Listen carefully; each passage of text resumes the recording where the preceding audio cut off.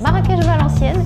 C'était assez marrant. Même sur les énergies, c'est intéressant de travailler quoi. Ce sera tout pour moi, ouais. Okay. Moi c'est Yasmine Tizgui, je suis artiste designer. Je travaille beaucoup autour du graphisme, de l'illustration aussi. Je peux faire de la photo, de l'audio pour des témoignages des habitants par exemple. Je suis Jeanne Berriaoui, je suis journaliste indépendante, reporter radio. Ce que j'aime c'est vraiment le terrain, les rencontres, les interviews, le témoignage. Mon nom c'est Romuald Douzio, au Murache, mon nom d'artiste.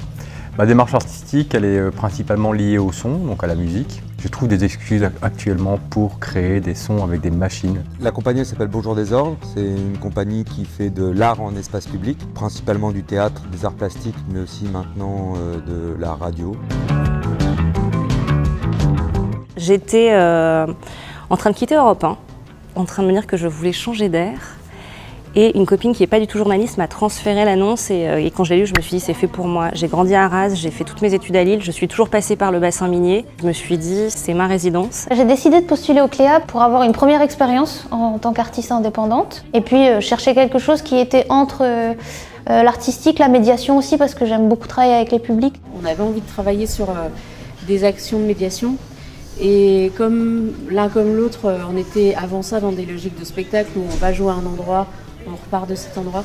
Et là, on avait envie de prendre le temps de faire des projets plus longs avec les gens. J'ai pas appris à être artiste, j'ai d'abord appris à être ouvrier, c'était ma culture. Et au final, je suis devenu artiste et heureux.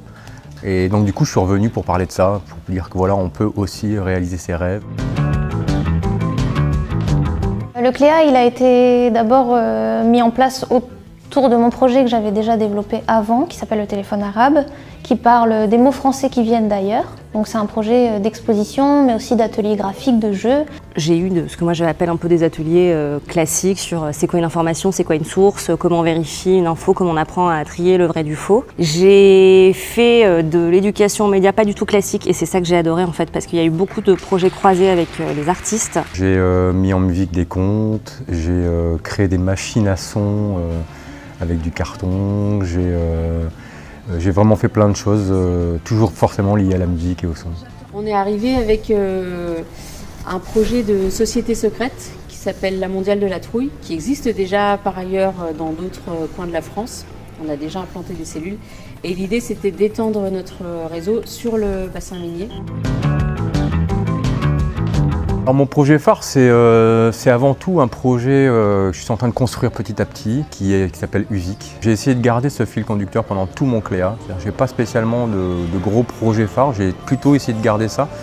Et puis d'être à l'écoute de ces gens qui travaillent. Et donc ça a été vraiment mon axe. Il y a eu effectivement le projet avec Gérard Philippe, des collégiens. Ça a été de la rumeur, l'arrivée de cette société secrète, l'intronisation des participants, l'implantation du centre itinérant d'élevage clandestin des monstres au sein du collège. C'est les débordements qui sortent du CECM jusqu'à une sortie dans l'espace public vendredi et une prochaine vendredi dernier sur le marché des Dains-Beaumont où alors tous ces costumes de monstres qui ont été créés sont sortis. C'est un projet autour de la cité d'Arcy. Dans cette cité, j'ai eu l'occasion de travailler avec différents publics et créer un projet intergénérationnel. L'idée, c'était de représenter son quartier. Donc, on a fait des portraits d'habitants. On a fait aussi des blasons, parce qu'il y a le blason des villes, il y a le blason des Dains-Beaumont, mais on voulait faire le blason du quartier. Il y a ce projet super avec Yasmine Tizgui et Romuald Douzio sur... donc c'est la réécriture du Petit Chaperon Rouge. On a intégré des éléments du patrimoine minier des Hauts-de-France. On en a fait un livre sonore en fait, donc illustré par les enfants, valorisé par le travail de Yasmine, mis en musique et en son avec Romu. Et c'est génial, enfin vraiment, je trouve ça merveilleux. Les gamins, ils ont été incroyables.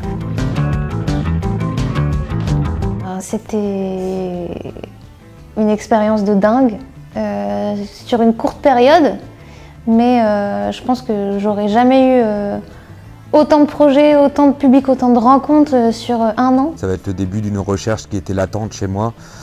Que je refusais parce que je viens du Nord et qu'à un moment j'avais fui cet endroit parce que je ne le comprenais pas. Le début d'un travail, d'une recherche là-dessus, joyeuse. C'était une folle aventure, très dense, très riche.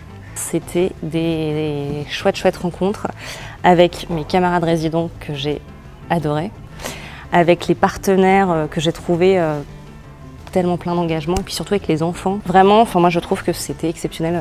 Une parenthèse exceptionnelle.